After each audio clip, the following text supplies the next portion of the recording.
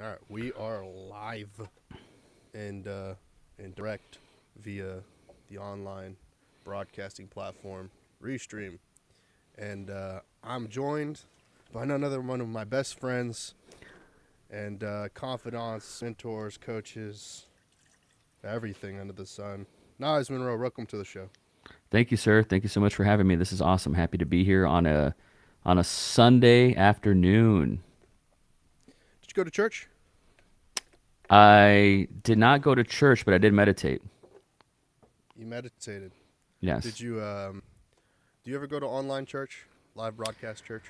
During the pandy, I did, but not so much nowadays. Not so much these days. Not so much these days, although I need to get back. Yeah, yeah. I haven't done it in a while. I like to go to this one called Elevation, and it's online YouTube church thing, and I just listen and whatnot. Sometimes I'm like, I don't know if I want to, watch here, stick it all the way through, but I've been thinking about it a lot lately. Um, you know, in the creator economy, one of the things that you can do is be a church videographer for free. Do all of that. What's up, Luis? World Cup for Argentina. Yeah, we should probably talk about that too. Yeah, Pretty crazy. the boyhood story came true for Messi. So my son was screaming his lungs out earlier. True. Super True. stoked. Man, it's crazy because it came down to be like one of the perfect games for a spectator Hmm. because it extended all Yeah, the way to those penalty penalties. kicks. Yeah. Yeah. Wow. It's pretty nuts, but yeah. What a crazy phenomenon, all of that, with all the people that were murked and Yeah. all the hoopla around it all. But I Yes, guess sir. that has to do with sort of opening about this conversation, talking about faith and stuff like that. Man, it's a crazy time. Um, where do you want to start, man? What do you want to talk about first? Which part of the creator economy should we talk about first? This is kind of funny. So I wrote in Chat GPT, write me 10 topics Mm-hmm. about regarding the creative economy, 10 podcast topics. Mm-hmm. So we have, and you tell me where you want to start. We can talk about the role of creativity driving economic growth and innovation. Mm-hmm. We can start with the role of technology in the creative economy, which I know like you're like a big gearhead, even bigger than me. How the creative economy was impacted by COVID. Nah, I don't want to talk about that. Um, Collaboration and partnerships in the creative economy, globalization on the creative economy, challenges and opportunities facing independent artists and creators. Where would you like to start? Was that all 10? No, no, no. Those are just the ones I thought were the juiciest. The juiciest. Man, I guess we should probably start from the beginning and talk about creativity as it relates to um, economics, or what was it? Yeah, basically. Yeah. Creativity in driving economic growth and innovation. Yeah. Yeah. It's tough right now. It's and those companies that are putting a lot of investment into content creators are the ones that are going to be able to uh, move through this recession the best.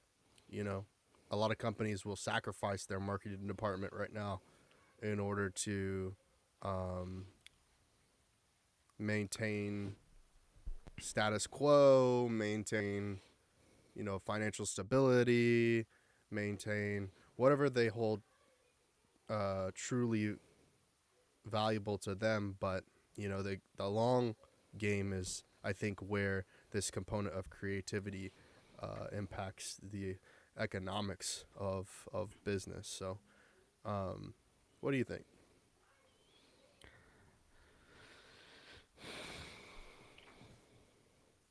Sorry, my kids are being really loud and it's bothering me. Um,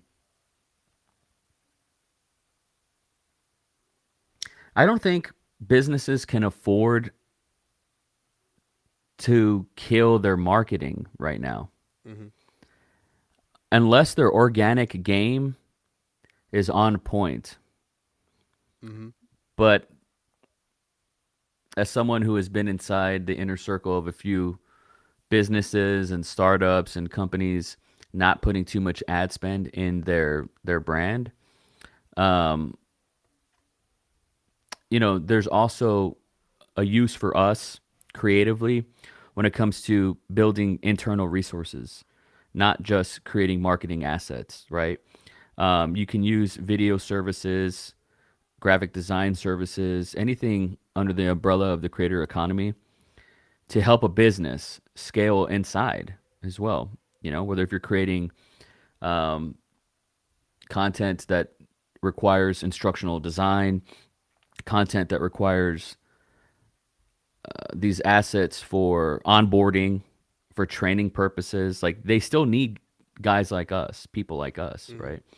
Mm-hmm. So I think whether if it's for external assets or inbound sort of assets, um, I don't think there's a reason why they should just kill us.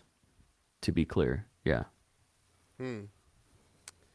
Yeah, that one's really tough because I think that a lot of businesses are their priorities right now are top of the funnel sales, right? So they're there are a lot of companies that are not thinking about how can they scale their business from an internal perspective because they just want to because they're in a position where they need to lay off employees or they need to kind of hunker down the capital that they're spending. And what's the trouble is like they'll delegate something like that to like a volunteer or intern or something like that who doesn't have the capabilities of lifting that weight and putting that weight on their shoulders because they just don't have the reps in the gym. And then they get frustrated, and then unfortunately, at the end of the day, the blame all goes on to that, poor little intern that didn't know, his left from his right foot, and he's just then he's kind of soured, or he or she, I should say, is then soured by the experience of doing an internship as a content marketing department or like internal design department or something like that. So it's tough. The companies that are like super stellar that are hiring and empowering creatives to be pursuing their dreams even through tough times, those folks are gonna come out with the larger brands. They're more focused on brand, I think. Maybe let me ask you something. Switching gears here, going forward into 2023, because Mm-hmm. this might be the last pod that we record going into 2023. You and I, maybe. What are your creative goals that you want to hit, and or what is like in some way that this is like a little more Knives Monroe-y, but like in what ways do you want to transform your business going into 2023, or how do you want to be visible or Yeah. identified? How do you want, and where do you like, where would you like to be in relation to the creator economy going into 2023, and dream big. Yeah, I mean, um, some of those things are already set in motion. Beginning kind of ideas that are haven't necessarily come to full fruition because there's so much negotiation that goes into doing projects at scale on an individual level. I think I want to be committed to um, basically telling my story in so much as to say like that I've been able to get inches when I'm on 4th and 1. That got got me a first down, right? So I'm in a position where it's real tight, but I was able to make a little things happen to be able to get another go at at the at the at the goal line or at the not always a goal line because a touchdown's a lot of points, right? That's a big win for a lot of folks. I think I take the little wins, um, right now as much as I can, and so that could be in the form of, getting the ability to do at least one podcast a week into 2023, where that content can be spliced up, and then I can continue to create the content that is building my personal brand. You know, I've tried that before. I know you've done that before, and we struggle. At least I have struggled to stay consistent with that, and I feel like all content creators at some level struggle to stay consistent with any sort of religious content creation or routine content creation. So I do want to um, get to that point on a personal level. On a larger scale, I would like to do some form of event that then leads to um, post produced content that is a social validator for doing other larger scale projects. And it's interesting, you know, when it comes to like the art, and this is where, I hold art on a pedestal in a way. I don't I struggle to see the me forming real creative art within the next 5 years, because I don't have the um I don't I don't think that I have accumulated enough of that. um I don't know what to call it right now, but I haven't accumulated enough of whatever it is to be able to say like that my art deserves a space at Art Basel or Sundance Film Festival or any of these places where it will get some recognition as an artist.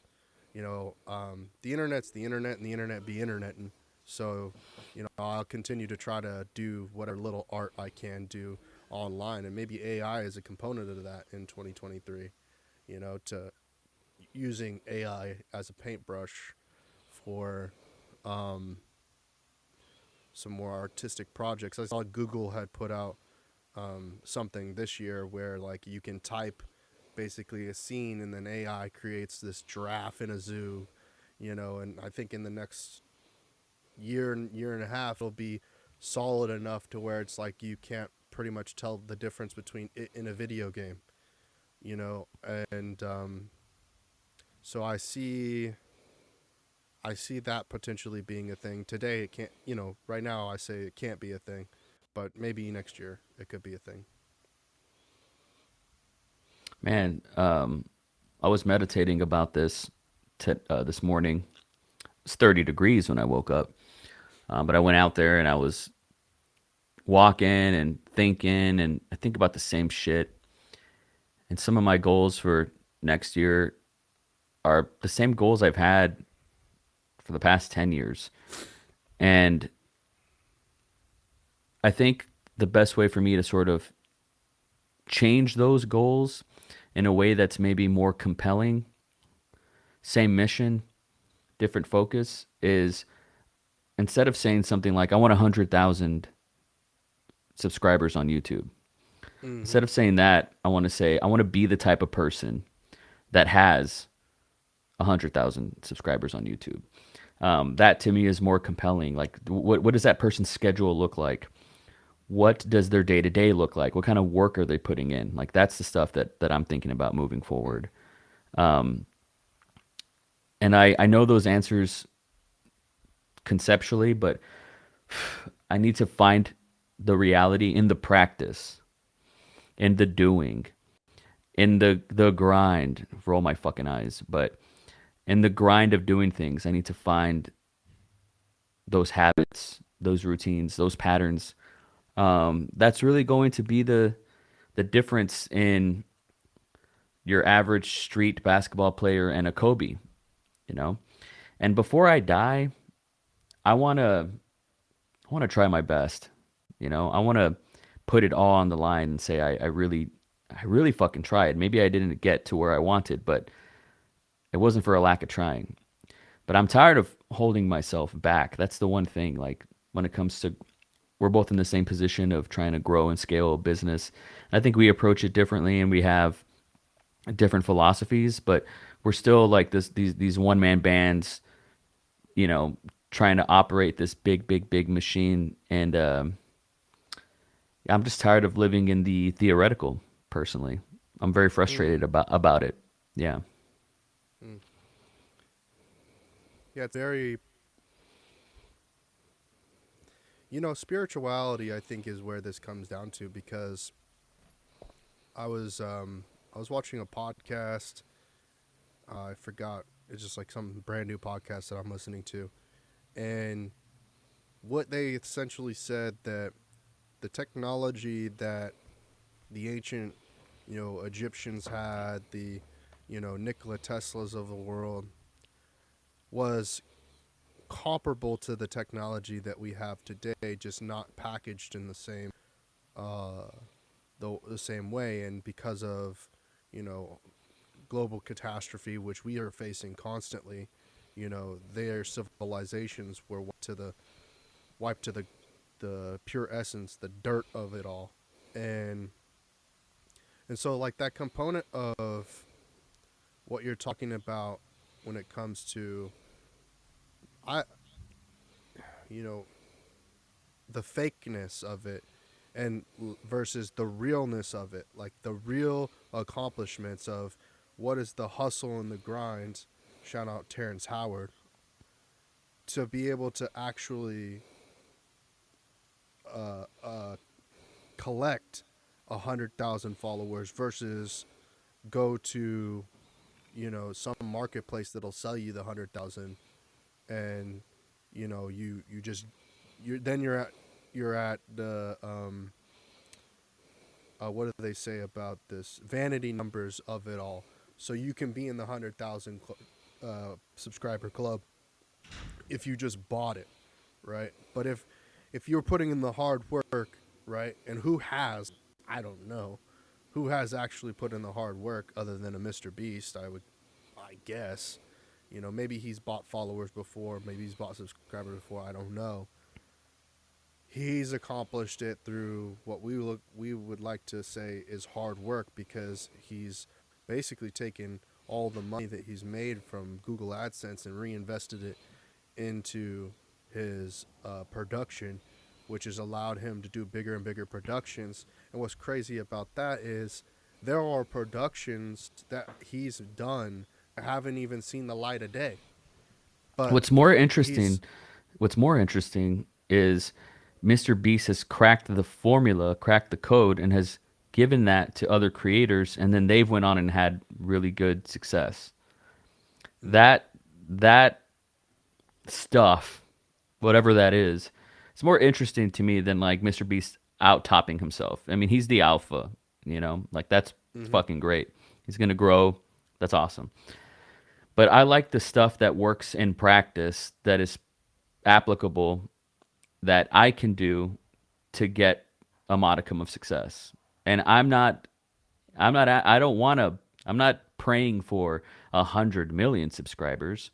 I don't mm-hmm, even pray. I don't think it's going to impact my happiness level between 1 million and 2 million subscribers. Like, I don't think it's going to impact it, but I want to know the codes, and I want to do the work required to get that. And I think you have to be very hungry, hungrier than other people to tap into that. And that's I'm getting hungry. I'm getting bloodthirsty. I feel like I'm growing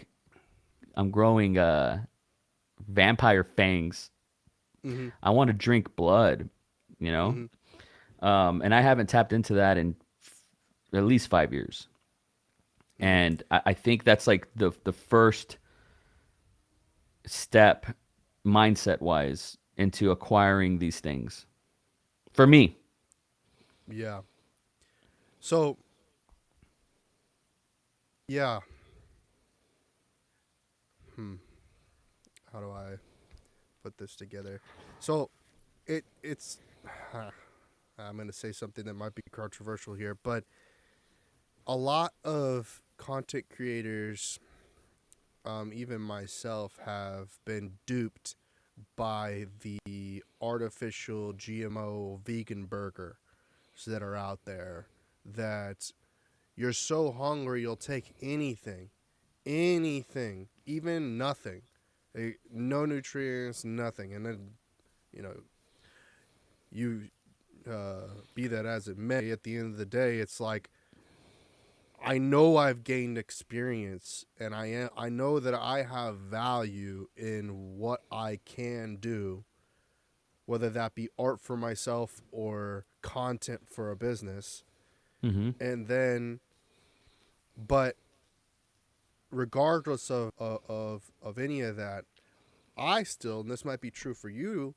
still get people coming to me asking me to do free work, and not only just free work, but work that may or may not come to fruition. And if it does come to fruition, whether or not they'll honor their agreement to the contract, but free work on the backs of nothing happens and you're in a 6 month non compete. That's indentured servitude. That's sharecropping. Now, it's a different thing if someone like you or someone like me goes to another content creator and says, "Hey, I have a project, I have a budget, I have everything together. Um, let me do a net 15 with you on the budget so I can float the money until we're through the production, and then at the end of the day, I'll pay you a fraction of the overall budget, right?" That's different than, "Hey, go create content for us, um, you know, out of the blue with no direction, and then at the end of the day, we'll decide whether we're going to give you your 15%, you know, whether we'll honor that contract." And then you ask them, "Okay, well, what systems do you have to honor that contract? Oh, you want to do it manually? You want me to come to your mail room and pick up a check? Oh wait, there's no check here. All right, then just Venmo me." Mm-hmm. So that's the plight that the content creator faces.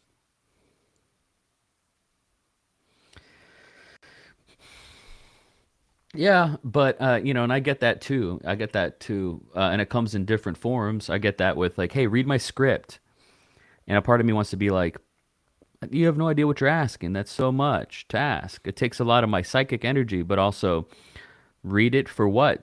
Most people just want a pat on the back, and that's like a little insulting, And that's not the same thing as like this net 50 or net 50, everything that you're saying, basically indentured servitude. No, it's not the same thing. But like, I get I get people putting their hooks in me all the time. I really brush it off. I think I've gotten a lot better at brushing it off and siphoning through what is good for me, healthy for me, or not. But I don't. I just want to make something clear. When I was talking about hunger, and you would use the analogy that you'll be so hungry you'll eat garbage. Um, for me, it's more about I want to be so hungry I will make anything, not Mm-hmm. take anything. Mm-hmm. And when you're coming from producing versus Yeah. consumption, when you're coming from offering versus taking, Mm-hmm. I think that hunger can better suit you. Yeah. I don't think that that's the norm whatsoever. I think it's the microwave era. It's the we're so this is what Gary V says, is that we're so lazy we'll have someone else cook it, someone else deliver it, and you know utilize plastic forks, plastic paper plates, throw it away, don't recycle it. Like our our um, our morals and values and the things that we uh, we want are not aligned, or even if they, not even what we want, but what we need, like from like a more of a like a human perspective of it all. But you know, Yeah, I definitely, I always take it down the business route. I don't take it toward the art route that often because, like I said, I don't see myself creating anything meaningful in the art world for the next 5 years, and I might even have to push that out another 10 years because I can't, I am not confident enough in myself right now, if as far as art goes, to bewilder anyone, pull the wool over anybody's eyes, to where that they can kind of just, true good art will take you out of your body into a world outside of this universe. It takes you into, it either gives you a feeling of love or some form of emotion that is tied to the art, or it literally takes you to another world where I think you're good business experiencing can do something that as different. well. Good business, good product can do that as well. I mean, there's something about, and fill in the space here for any sort of product that you've ever made or bought, but Snuggie, the Snuggie, the iPhone, the the iPhone new for pair sure. of shoes, the new headphones that you bought that you waited X amount of weeks for in the mail for. There's Yeah. something about like, and I know it's like consumption, buy something, obey. Like I'm not trying to say that, but when you're the creator of that product, you get to make someone's birthday present, and that's Mhm. pretty Mhm. amazing. Mhm.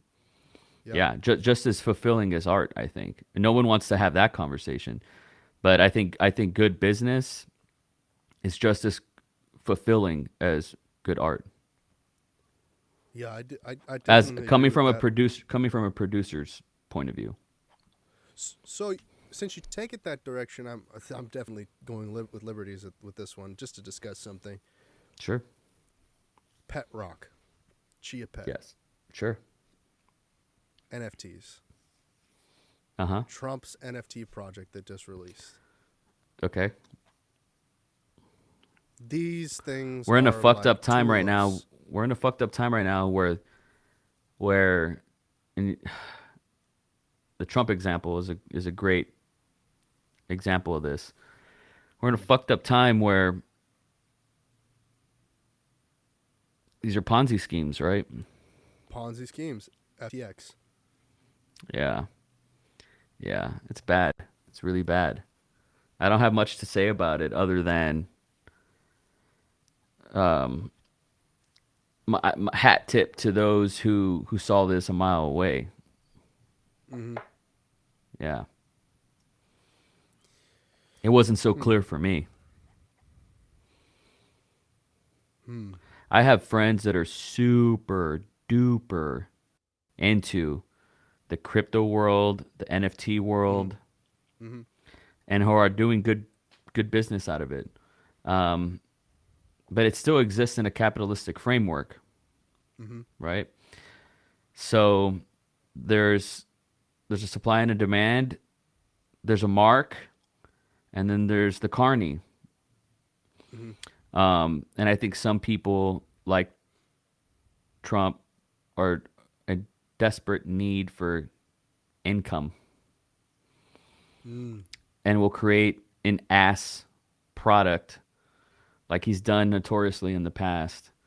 Um, a flash in the pan, just capitalizing on a moment, which is kind of a day late and a buck short. If Trump did this, I understand he was president, but if he did this like Q1 2021, it would have been more Mm-hmm. interesting. But Oh wow, wild. yeah, Just to even think of that, wild, wild. yeah. Hmm. I still believe in crypto. I still believe in NFTs. I love the idea of smart contracts and I love Mm-hmm. the blockchain. Like it's this future proof concept of digitizing information. So I still appreciate it. And these are conversations that, I can't have with some friends. They're just way too ignorant about this. But when you think about the internet in and of itself, like Mm-hmm. this is email all over again, you know? But how many scams came from the advent of email? Mm-hmm. Probably 50% of all moving traffic was a scam, if maybe more, maybe higher. So this is gonna happen. This is gonna happen. It's inevitable. So both you and I are now subscribers to Twitter Blue, and um, that For now. for now, true. If For they for take now, away my blue check mark, I'm going back. you think it's that like trivial that it comes down to the blue check mark? You don't think that For they me will for come me it with does. features? I've been a blue subscriber for over a year. And Mm-hmm. I like you know this. When you post something, it's like, hey, are you sure you want to post this? Mm-hmm. I like that feature, but I don't need to pay for that feature. I liked it because of the ads, and I liked it because of the articles, and being able to delete tweets or like edit tweets. Um, but with the advent of the blue check mark, I love that. I was thinking Instagram was going to do that too, and be like 19.99 a month, and you get a blue check mark on Instagram. Mm-hmm. Fuck yeah, Mm-hmm. fuck yeah, that would have been cool. But It does, yeah. It does yeah, go take ahead. a chunk out of the business of those people who are selling subscribers, selling followers, because Sure. one of the big reasons why people bought followers or bought subscribers Which was which for I've the done. I want your listeners to yeah, know. but well, right, but I think like yeah, I don't I did, know. and I just so your listeners know, I purchased a from a friend an Instagram that had at the time I don't know 30,000 followers or whatever, and I bought it and rebranded it completely. What's the word? What do they call it when it comes to houses? Refreshing, remodeling.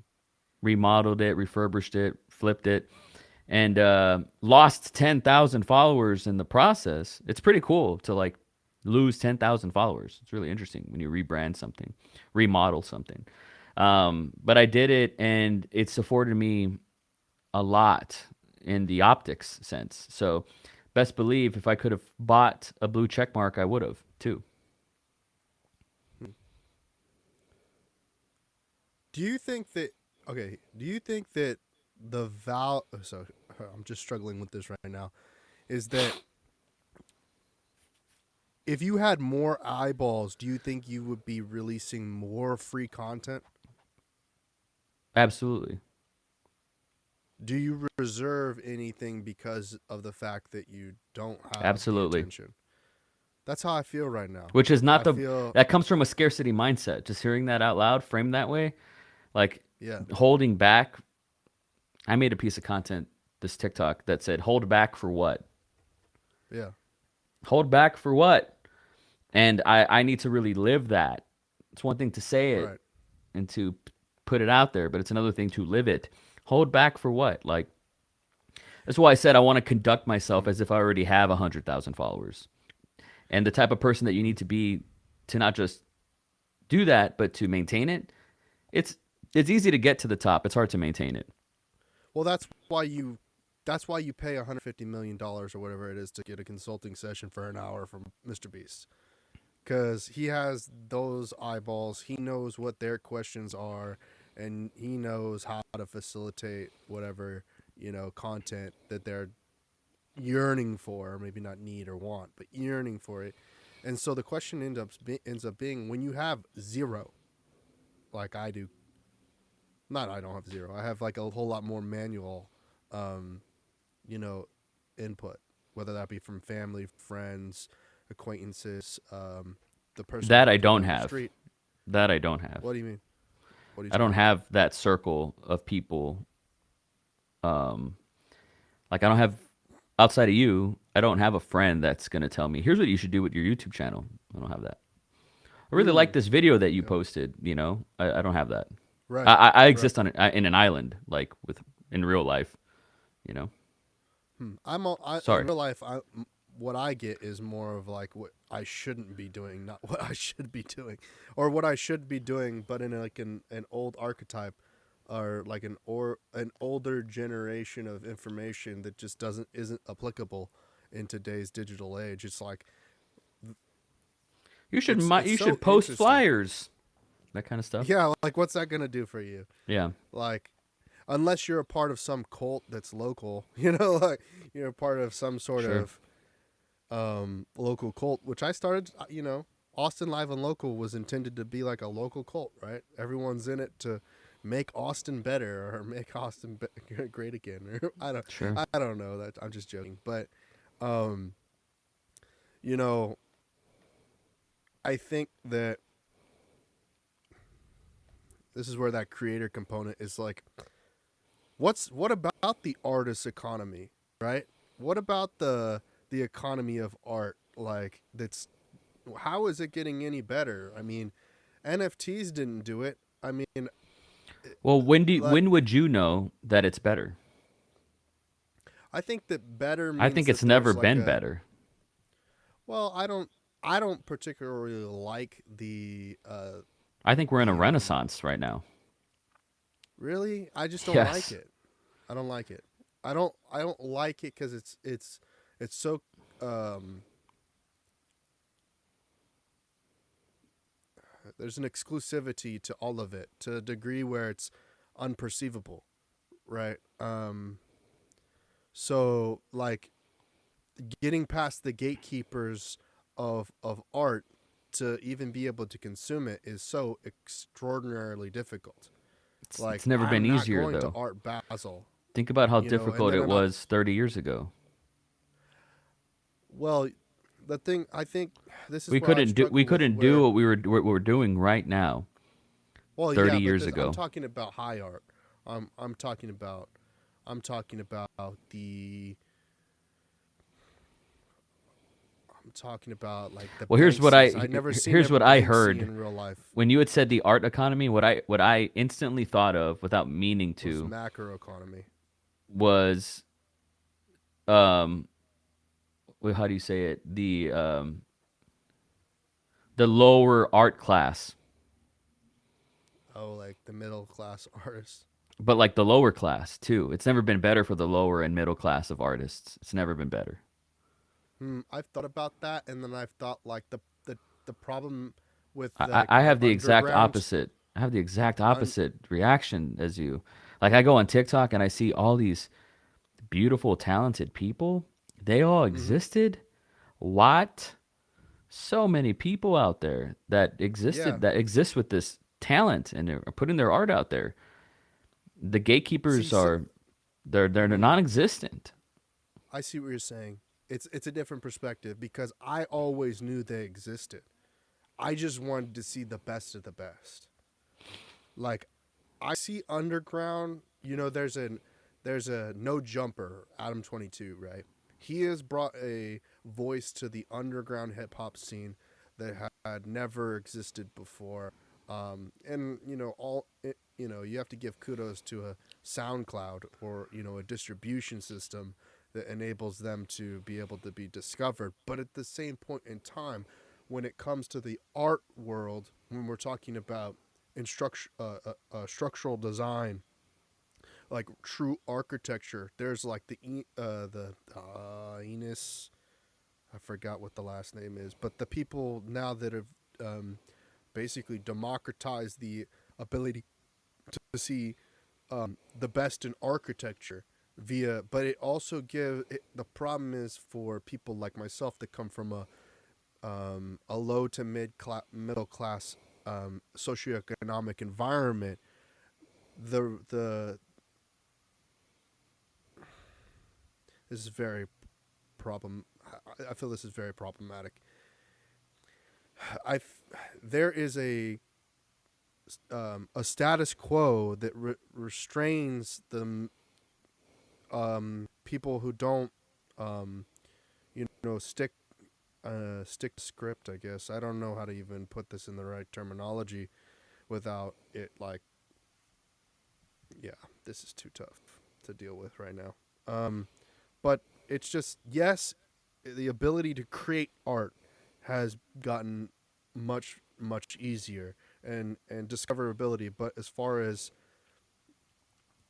fine art and things that are investment pieces, that has gotten to be very gate kept, and by to the point at which if you don't understand the technology of a blockchain aspect of things, that you're not going to be able to purchase that that artwork, even if you're in. And then if you don't understand the internet, you're not able to go to a Masterworks and purchase, a fractional share of a Van Gogh or Da Vinci's, plans, or any of these things that are true assets that go into a trust that you could then create generational wealth from.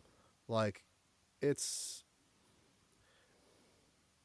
you have to be there, and being there on the internet is subjective to what the algorithm wants it to be there for you. That's why they're thinking of banning TikTok, because they believe that that's been co-opted because of the fact that in China, Douyu, or whatever it's called, is distributing um, scientific information that is designed to enable cultural advancement, while as in the U.S. it's mostly meme culture and sexualization and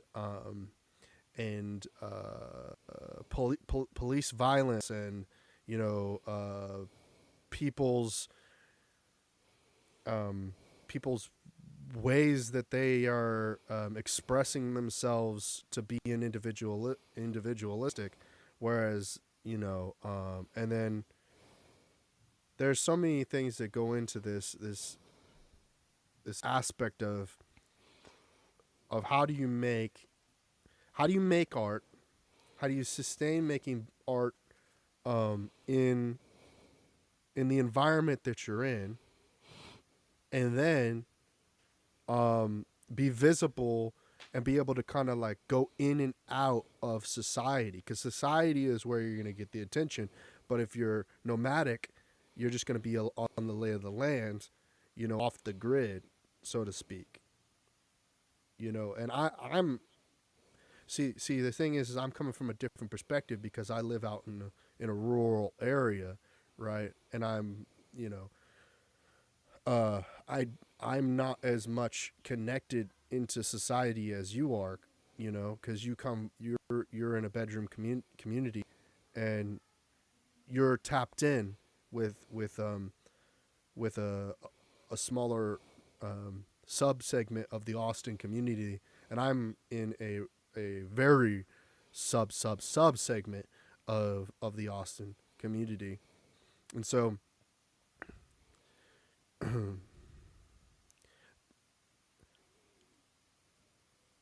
I don't know the challenges that are there in the urban environment that are like golden handcuffs that hold underground artists from reaching the top of the pyramid when it comes to um, the art social class, the artist social class. Well, I do in a degree, because there are social clubs like Soho House and the Austin Club and Capital Factory and these subscription based programs that enable artists to scale from underground to mainstream. And then I'm just gonna end it off with this conspiracy, this rant with this conspiracy. Is like, do you have to sell your soul to the devil in order to do the blood oath and get the contract? And then does that enable you then to reach fame and stardom of, so as that there's like a TikTok going around of the Imagine Dragons lead singer, or whatever he is, lead DJ, saying, oh, I sold my soul to the devil, that's why I've made it to where I'm at today. All of that. Well, no, I don't think you have to sell your soul um, to make it. But in that rant, like what is what is sorry, I'm like getting all personal. There's two ways Yeah, no. to there's two ways to internalize your rant. One was with apathy, one is with empathy. Which route do you Hmm. think I'm going to take? You're gonna go down empathy route. Exactly. So my question to that rant is, the struggle that you have with art, the struggle that you have with connection with society, the struggle that you have with making it, the struggle that you have with social validation, getting inside the club, staying outside the club, all this stuff, everything that you said. Like, what does Trent want? Oh, this is awesome. Well, I'm just thinking of this idea in the creator economy, but I need a sign spinner outside the front of the club selling uh, selling content outside of the club and inside of the club. Obviously, infrastructure is going to permit that I could sell more inside the club because if I'm selling outside the club, the gatekeepers. This is where the gatekeepers turn against you if you're inside the club. They'll beat you down saying that you don't have the permit to sell on the sidewalk or you can't live on the sidewalk because you can't be homeless and you can't be So homed at the same I time. will I'll ask again, what does Trent want? Well, I mean, my TikTok algorithm would say that I want, you know, to be with beautiful women, that I want to drive fast cars, that I want to own real estate, that I want to, because I'm just trying to read my what they think I want, and then those are very very That's those I think that's are the that's little not what boys' I dreams. I think we asked. talked about. Hold on. I think that we've talked about this before, where you Oh, we know always get back to that this. We Dan always get back to Dan this. Bilzerian lives oh my god, how am I saying this? Little Dan Bilzerian Dan Bilzerian lives the little boy's dream of flying in helicopters, being around a bunch of women on yachts and all of these different things. Then the new Dan Bilzerian is this Andrew Tate character who's like a badass who kicks people in the head and beats people up, but also has a bunch of women. Also is like somehow now Muslim or something like that. I don't know. You know, embodies based on what he says, like this whole ninja character that's like a CIA agent, like all that crap. I don't know because what I'm being sold that I want is challenging compared to what is available. And I would much rather know what the market is. Can I buy this? If I buy this, am I going to be shit out of luck, broke again? Am I going to buy this stupid NFT and be, and I got scammed? Am I going to be out $1 billion? What's going to be my situation? Because currently, right now, what my situation is, I bought into a bunch of scams, not necessarily scams, but bad information because at the time it was held up by society to be good information.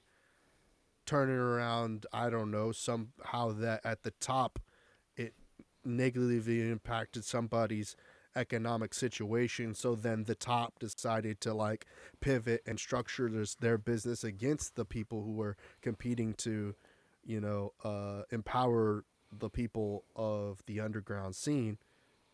So for me, I can't answer this question directly without saying like, I'm not salivating at beautiful women. I'm not salivating at a Ferrari. I am Pavlov's dog. You introduced me something nice, I will salivate at it. You take it away from me and then tell me you're going to feed me a vegan burger, I'm going to have to eat that burger. But it's not real. It's not tangible. It's not authentic. It's like these When I hear this, TikToks. when I hear this, it sounds like you're a crisis out of capitalism. This little I hear that all Pinocchio the time. boy, I do hear this that little time. I hear that Pinocchio all the time. boy who just wants to be real because there's a premium on Yeah, real I hear it all the time. Yeah, I hear that all the instead time. of just embracing magic, right? Mm-hmm. Pinocchio was a magical embracing boy embracing embracing magic. and just embracing magic. That Pinocchio was alive. He could have just celebrated life, but he wanted to be a real boy because then he'd be loved for real. And that's capitalism, man. Um, when I ask what you want, I don't mean what do you want to buy, what do you want to own. I told my son yesterday, gosh, this kid was being really I don't think needy. existence, at least in present day, doesn't exist without ownership. It doesn't. Activity does not exist without currency. Currency is the flow of activity. That's why it's currency, like the current I think of that's the the system. I think what you just said. There's no without currency. Um, I think that's the slave mentality of if you get out of the house and you run outside, we gonna get you. There's nothing outside. That's the Truman Show shit where you don't want to go out. Stay here. Man, Stay here and want and desire, and we'll take care of you and we'll keep feeding you. That is the slave shit. When really everything that you want, desire, and wish to own is internal. It's inside on some David Goggins shit, right? Like in that way of ownership, extreme ownership. You're shaking your head. man, I do This is value like my the art. this is No, the no, hold battle. on, hold on, This is hold the on, hold on, hold battle. on. But it's true. Like you're right. You're right. You're right. The emotional state of stability is internal, right? Um, you don't need a Ferrari to make you happy. A Ferrari can bring happiness. You don't need it, but it can. And a lot It of people also say it also cannot on that right, but notion. um so the thing, but your kidneys can't bring you happiness either. So I Your mean, kidneys do bring you happiness. they don't, but they don't need to. If your They kidneys fail, cannot as well. if your Like they kidneys fail, cannot. you're gonna, you're not gonna be happy, right? Well, you're not going to be happy, but that doesn't But mean it doesn't I'm happy right now because that my they kidneys, bring you happiness. my kidneys are tip top right now. I am happy. I am happy. I am happy. Yeah, but you would be happy. You would be equally as happy if a 3D printer could make you a new set of new set of kidneys. Like your kidneys do not bring you happiness. When Kidneys, the idea of having kidneys, bring you happiness. when I asked what do you want, Yeah. like it wasn't what do you want to buy that will make you happy, like a Ferrari. That's not what I meant. No, no, no. But I know. But what you're leaving out is you buy it for the experience. You don't buy it for the commodity.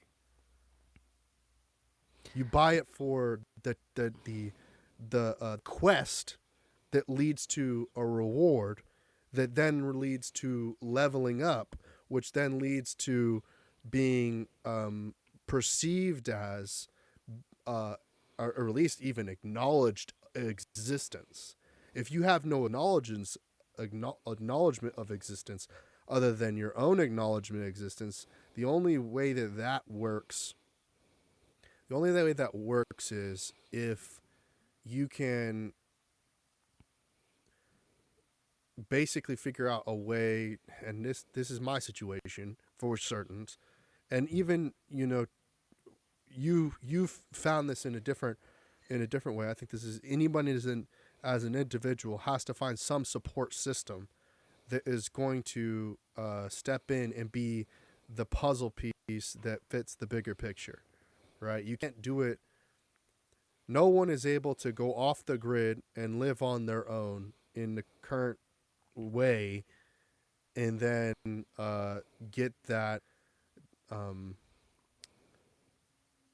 internal, satisfaction of the limbic system, and also be able to reach enlightenment through the the sacral system, and then also be at the point at which they're cognitively collecting data and being intelligent as an individual, contributing back to the species without ingesting some form of information through via any form of content, books, television, the radio, whatever the case may be, and filling up their frontal lobe, right, of just information.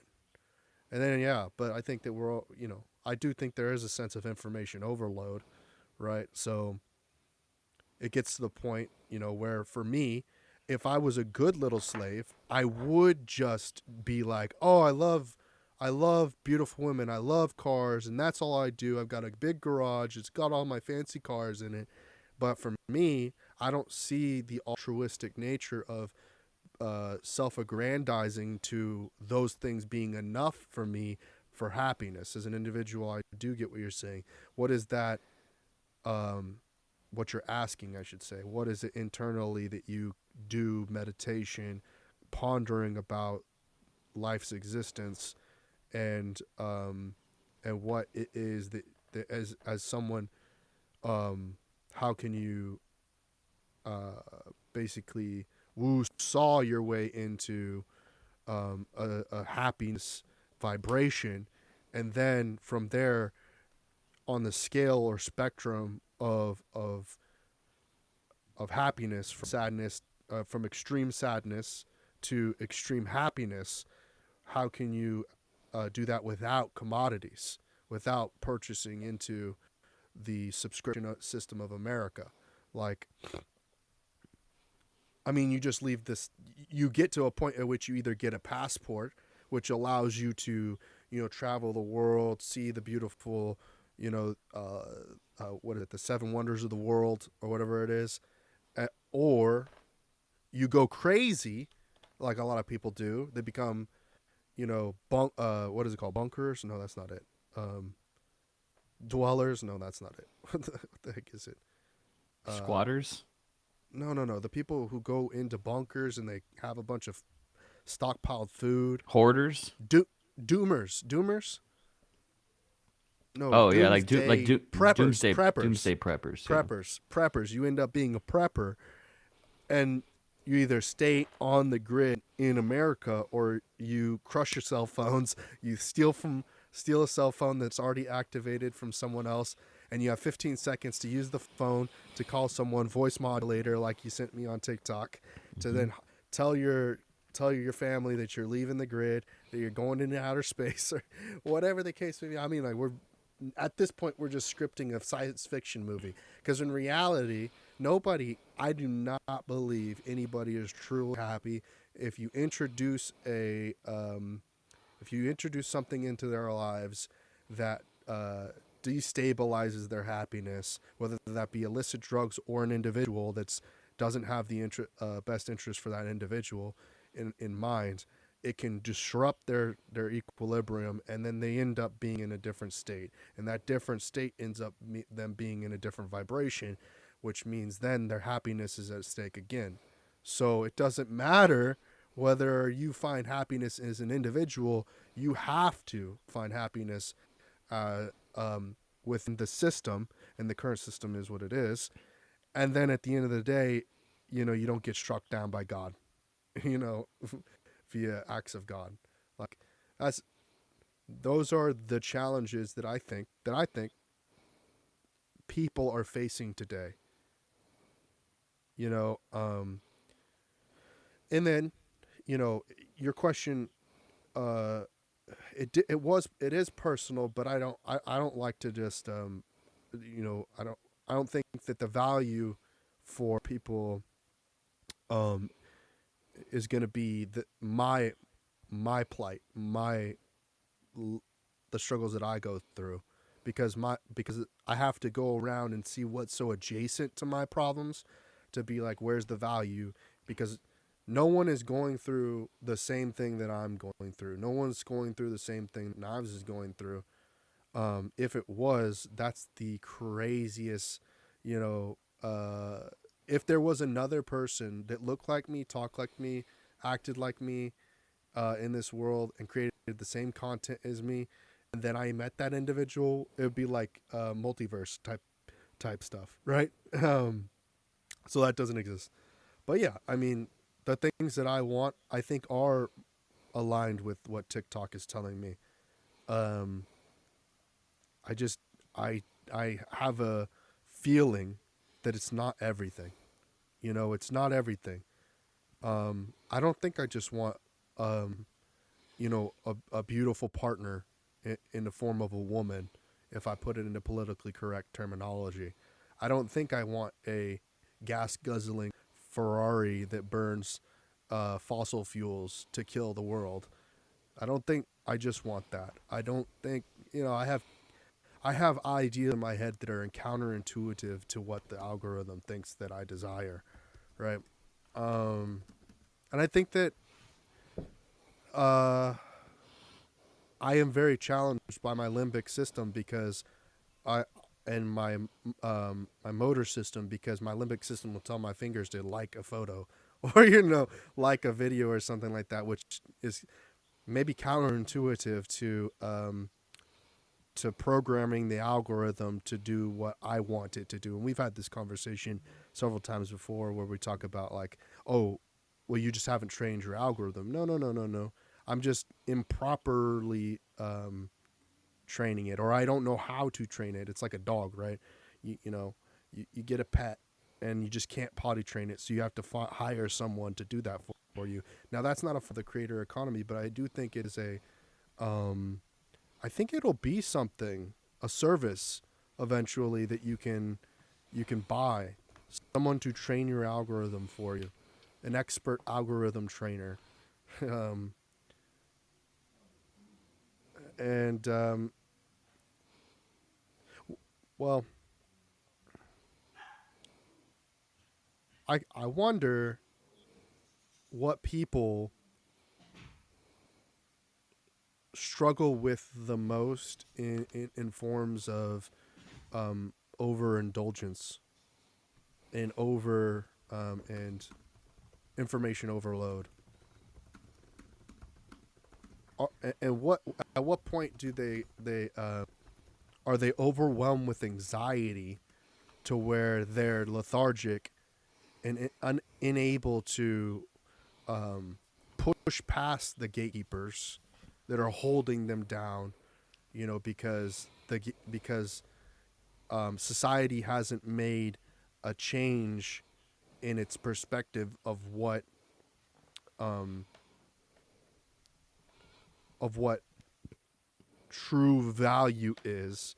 So they're obstructing true value from um, from seeing from being seen at the same scale as false values, such as the Kanye West's, Donald Trump's, even to a degree Elon Musk's, whereas the marketplace of ideas is not being, it's not fair value, it's it's contrived value, or propagated value based on uh,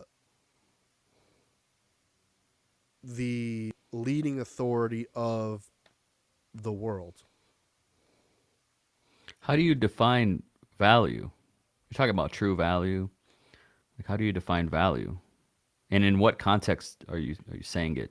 This I think this is where I'm disappointed that crypto went so wrong, or is going wrong right now, and that true democratization does not exist outside of the decentralized autonomous organization and the what you call it, oh god, um, proof of participation, proof of participation, basically. The blockchain is infallible into the sense that there is a record for every action that's taken on the blockchain. So there's no voting twice. No one can vote twice. And if they do vote twice through some mechanism, let's say they have two wallets, there's um, there's a counterbalance system that operates to um, to provide equal weighting to votes that are placed throughout the system. So when it comes to true value, it should be that which is 51% or more of the population than the latter half of the 49%. So it's whatever percent value that is believed to be true um, mathematically. Now, that's the only way that I can think of it of true value being consistent. In that at the at the end of the day, true value would be based on some logical, non-emotional, statistical conclusion. That's it. The emotional component of this is where it's really challenging because I'm not, whether I don't have enough estrogen in my system is not the point here. It's how does emotional behaviors lead to the greater good and the better stability of the human race towards our prevention of the inevitable catastrophe of an asteroid or global war, nuclear fallout, like all of these things that are a macro human existence problem that emotions are obstructing us from alleviating or mitigating the risks that we have to a global catastrophe.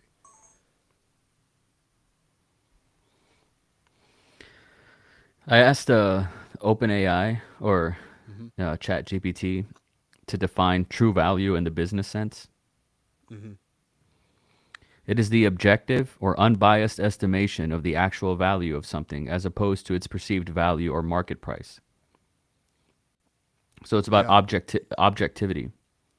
Yeah, and emotions cannot be attributed to this because that's the purest form of bias. So some of the factors to take into are the company's financial health, competitive position, and potential for growth. That's like this is in the context of like valuation. Well, yeah, and you posed the question in In the the form of business economics. in the business sense, yeah. Well, then switch that Um, up and put it into into the sense of true value of um, emotional well-being.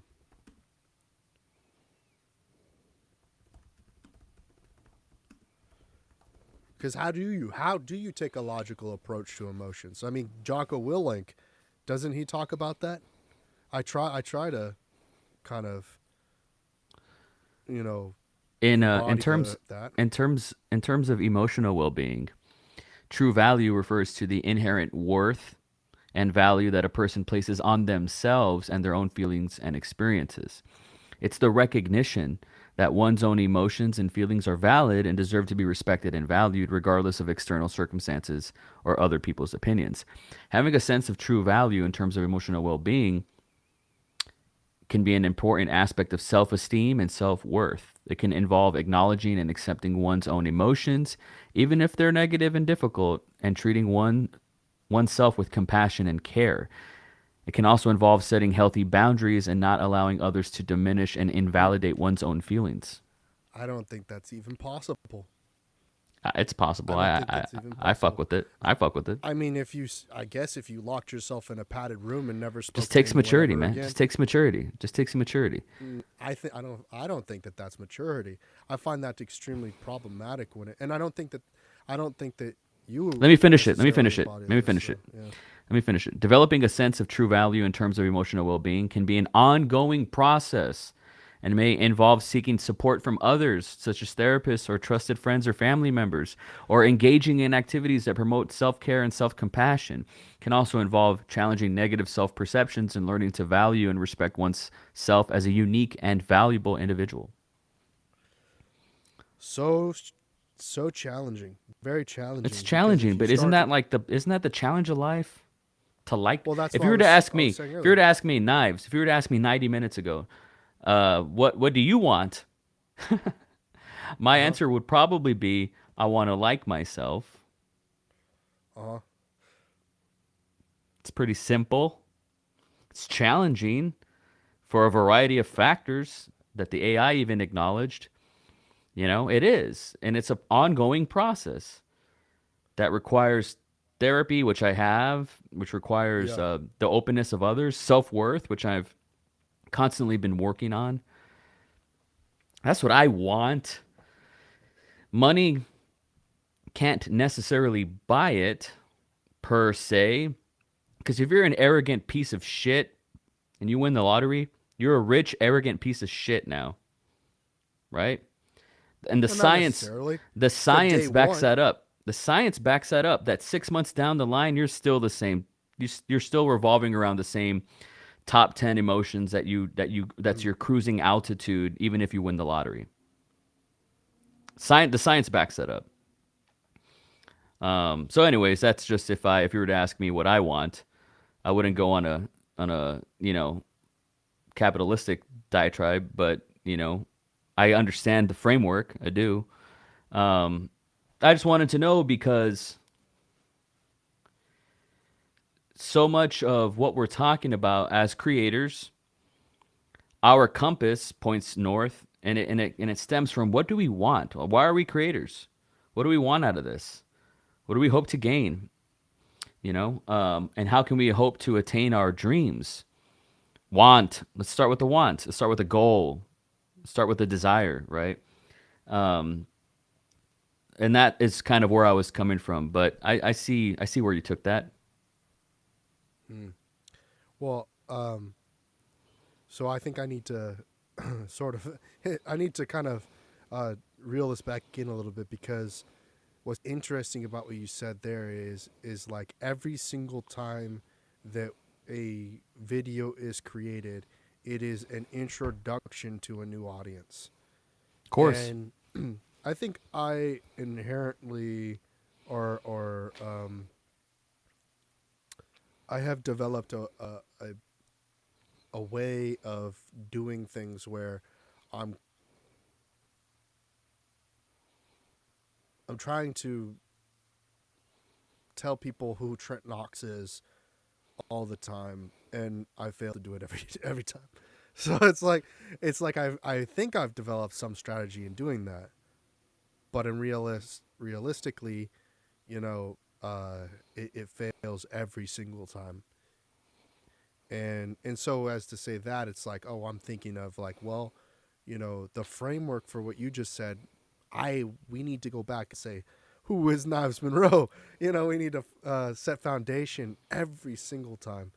And it's frustrating because I feel like, you know um, especially in this day and age, where it's like, well, you either have to hop on this bullet train now while it's flying, or, I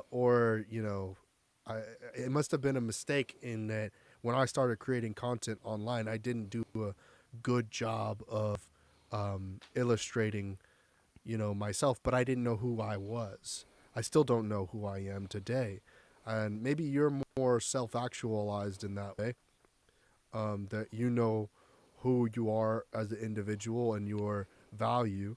Um, I don't, or it is I do know, but I just completely disagree with the constraints that are put on what society has stated that I am and what I should be, because I don't think that we live in Russia or another country where we don't get to choose who we want to be, right?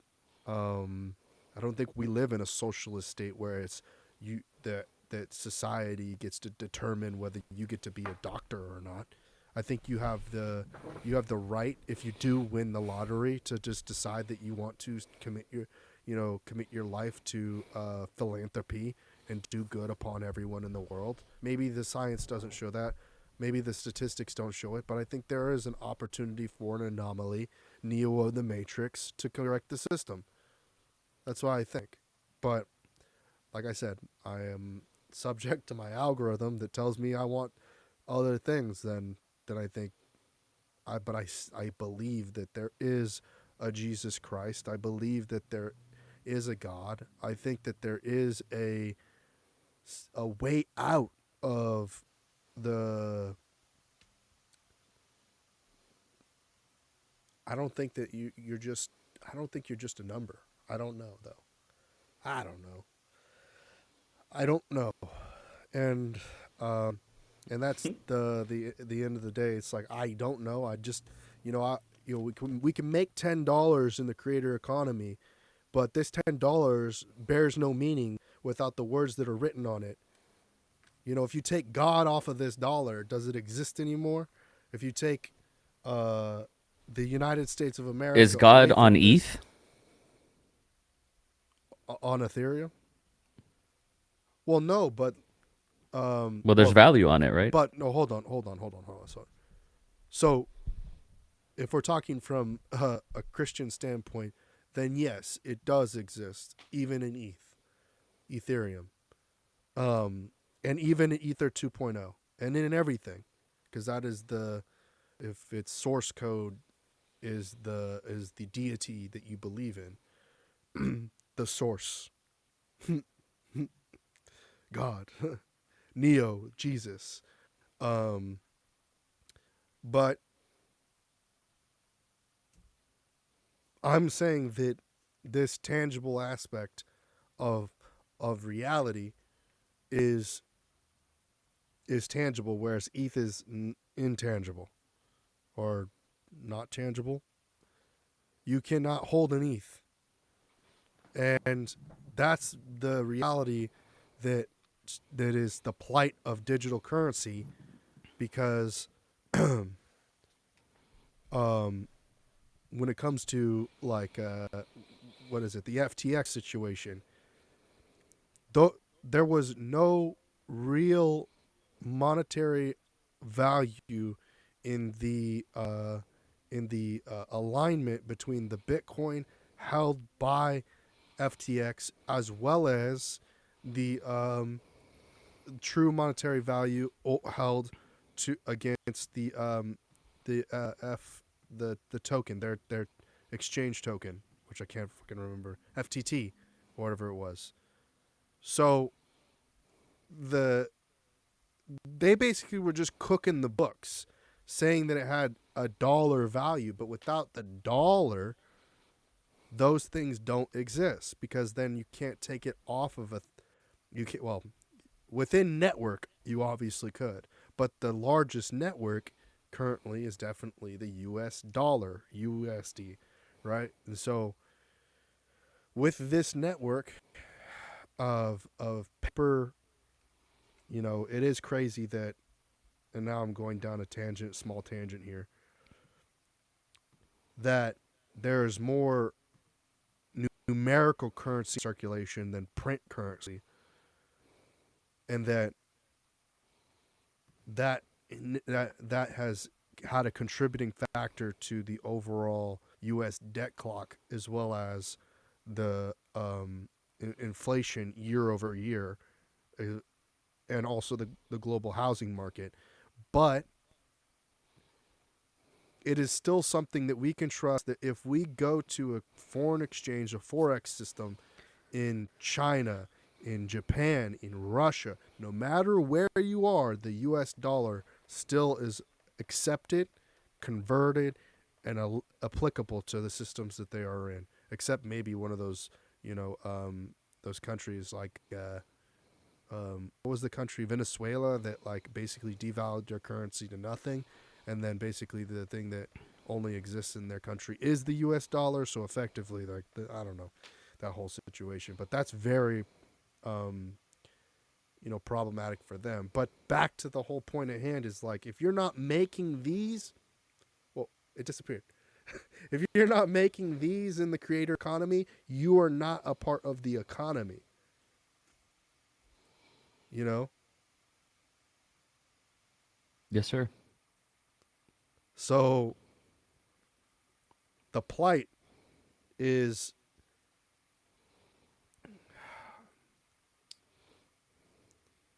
the real plight, and the part that almost makes me want to tear up is that too many content creators are being exploited for their creativity and their artistry by sticking their heads and saying that art has some sort of intrinsic value, that it has some sort of emotional relation to that.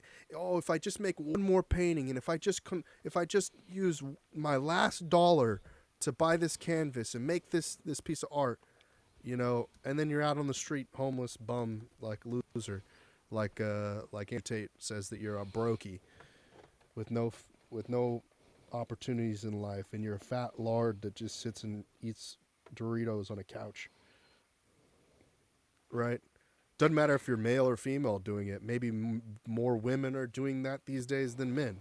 That might just be statistically true. Oh man, there's a lot. I don't know what to say to that. But let Well, me ask you. Go ahead. what you could contribute is like I what you don't. could I don't. contribute I is don't see things the same way you see things. well, you have to do. Even You on my have to do. hardest day, even my You hardest have to day of do, right? life, I have to do. Fundamentally it is action that's taken, and it Oh, you have and to this is do. some Right. I got you. right. So this is isn't this a Tony Robbins thing? Massive action. You have to take Yeah. massive action, Yeah. right? And so I do. like Yeah. those gatekeepers, you have to take massive action against them. That's the only way to do it. And you're going to end up some people are going to end up doing it the wrong way, trying to be U.S. nationals, driving around with fake plates and, telling police officers that I have the right to do this and that all of that shit. You have to play the game. You have to play your role, but it's never clear as to what your role is unless you have a strong mentor, strong coach, someone of authority already in the system guiding you along the way, right? I don't have that. I have been against the system, fighting the system, trying to break through gatekeepers, unlocking doors that shouldn't be unlocked for content creators in ways that, maybe I'll go to jail for. I would say let's not fight the system. You have to. This is like I said, I don't see things the way you see things. Like fundamentally. Well, let me hear the like the argument how the system can just take care of you and I just don't look at things in that framework either. Like well, you I have to don't look at it some way. So how do you I look at it? America is, and I'm going to choose my words very wisely.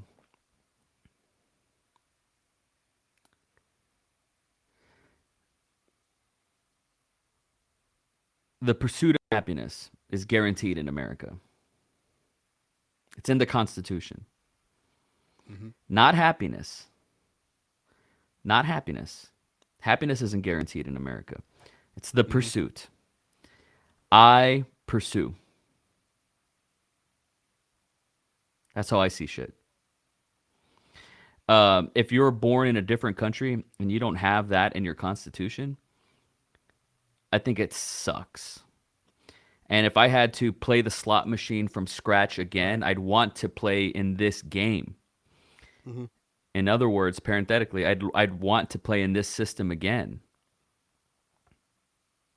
In this solar system again. It's sick. Sure. At this time of the raddest time as a human being in this country, It's fucking rad.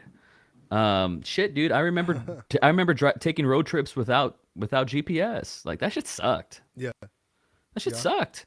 Like it's the raddest time. I remember Well, when you the have to have first some form of direction, right? So right. even now, Yes. But I much prefer now. So so even it's when it comes. interesting. You know, you say, well, happiness is not guaranteed to an individual. You're right. Pursuit of happiness, right? That's the way that the word is formulated. But happiness has to be guaranteed. That's the thing. The says definition of says happiness, who? the word happiness. Says Well, you who? can't pursue happiness if it doesn't exist. I didn't say it If didn't happiness exist. doesn't exist, well, someone has to guarantee that happiness exists for there to be a pursuit of happiness. There are And I other don't know who countries. that is There that are other pursuit countries where I'm sure there's not establishes even a that. word for happiness. That could be. I'm sure. I'm sure in North Korea there is no ideology of the pursuit of happiness, let alone happiness. I think there is a There's only formulation, servitude. right? There's a formulation that is maybe indoctrinated into them as to what that means, and I think in the United States or globally, and let's not just say that, because I think that the only I'm not speaking when I speak about power, I'm not talking about the United States as being not a player in the globalist sense. I mean, China and Russia are global superpowers, and I believe actually China probably ranks as number one global superpower at this time. Now, I it is interesting to start thinking about China and in the sense of freedom and what freedom means, because I think that freedom in the United States has been um, obfuscated, and that we are still. I think that freedom today is less defined, and we are still trying to figure out what that is today. Dude, I think in this country freedom is I can choose to play the game how I want from these 32 different ways. Hmm. That's freedom. Well, I don't think everyone has the freedom to know what those 32 different ways is, and that means that Okay. Okay. it's not Okay. But necessarily do you? freedom. Oh, I don't think so. No, I don't. I don't think I have access to every single way, which means I don't You have truly have more freedom. access ever in your ancestry than ever before. I mean, this gets very personal, man. At this point, we're getting into how Bro, I do think we about the lose? access my family had just 2 generations ago. They didn't have shit. Right. Well, yeah, that's true. Go back 8 generations. Oh my god, they did not have fucking hot water. Just 3 generations ago. But it's just wild what we have. It's wild what we're talking about. It's so philosophical and existential that I think it gets us off course. Well, isn't that the purpose of the economy? Is to make a commodity based off of your beliefs that other people attribute that they believe in what you have to offer, so they make a purchasing decision. It doesn't have to be a belief. It could just be a pot. Here's this pot. You put stuff in it.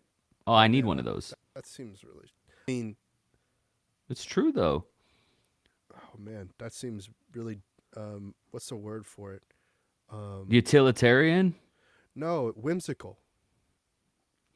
I just think it's true, man. People just make Like purchasing you decisions on a whim without No, like I think it's based on fundamentally function. understanding what they're going to be purchasing. I don't need to know the beliefs of Funyuns to make a purchase.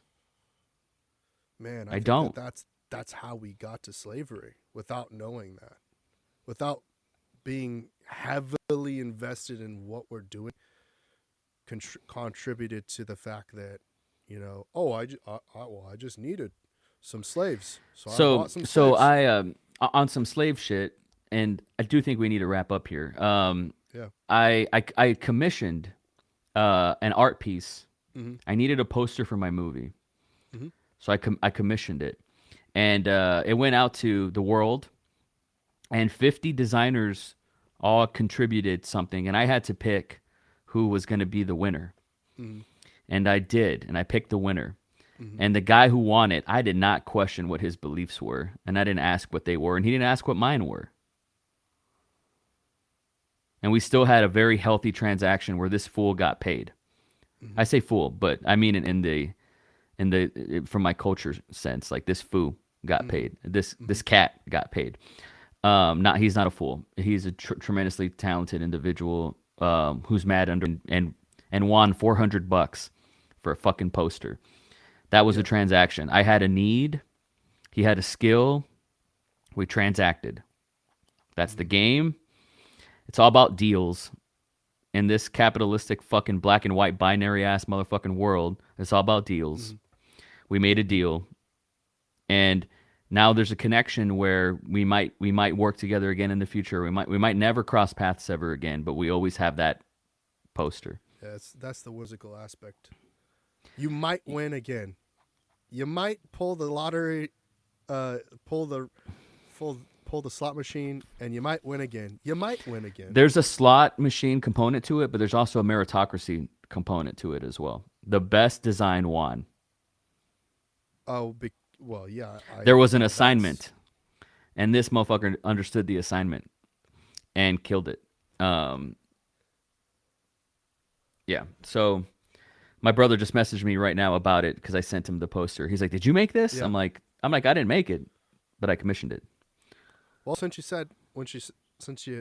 brought it up, what's the delivery? How can people watch this film? They can't. When can Not yet. people watch this Nobody film? can watch it right now. It's submitted to like 15 film festivals. We got denied one from Austin already. I don't want to say the film festival, although it's pretty obvious. South by Southwest. No. A different one. One for indie artists, which you'd think you would think that we would have won that one, but maybe it was a late submission. I don't know. But so once it goes through the film festival route, then we'll promote it and all that stuff. But just because I don't think these movies can be like publicly released just yet. We still have yet to find a festival that we're going to premiere our movie at, right? So like that'll be the premiere. But it's done, and I'm tired of spending money on it, you know. So if anybody wants to support me, they can just support indiedarlings.net and help me make some money to make the next one. That's really it. If people really give a fuck, Right. there's that. Yeah, but you know, I'm not here to really like promote that per se, but I'm very proud of that picture, and it's super fun, and glad I got to make it, and most importantly, I'm glad I got to make my friends' kind of vision come true. Awesome. And then in the description, in the caption, whatever you want to call it, you can find a link to booking a free consultation with this man right here, Knives Monroe. Or if you're looking for a different direction, maybe Claire does some consultations as well. That's right. And That's right. get a different perspective of what the Indie Darlings creative studio does over there. And I think they might be starting to open up their studio for potential clients. So if you are looking to do a podcast, all that, content creation, headshots, just looking to do a little brainstorming, creative world and whatnot, they are open for business. So hit them up and see what they've got going on. But this is another one of those episodes, of course, it sounds like. And we'll catch you on the next broadcast. Thanks, Trent. Yeah.